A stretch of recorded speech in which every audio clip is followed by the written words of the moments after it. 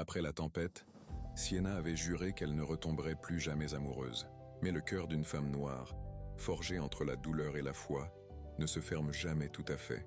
Il garde une flamme, même minuscule, au milieu des ruines. Et c'est cette flamme-là qu'Alex a su approcher. Il avait cette voix calme, ce ton qui apaise les cicatrices. Il la regardait comme si son passé ne faisait pas peur. Il disait qu'elle méritait le bonheur, qu'elle était différente. Et ces mots-là, elle avait attendu toute sa vie qu'on les lui dise. Alors Sienna, la fille du soleil et de la mer, la femme au rire fragile et au cœur vaste, a recommencé à y croire. Elle s'est remise à sourire, à se coiffer le matin, à mettre du rouge à lèvres sans raison. Le froid de Montréal paraissait plus doux quand il lui écrivait « Je pense à toi ». L'hiver arrivait et pour la première fois depuis longtemps, elle ne craignait pas Noël. Alex lui avait promis de venir passer la soirée avec elle. Elle avait préparé un petit repas créole, riz John John, poulet en sauce et un gâteau à la noix de coco. Sur la table, 2 assiettes, 2 verres, 2 bougies. Elle avait mis sa plus belle robe, un satin prune qui épousait sa peau brune comme un poème. Mais les heures passaient, le téléphone restait muet, un message puis 2, rien.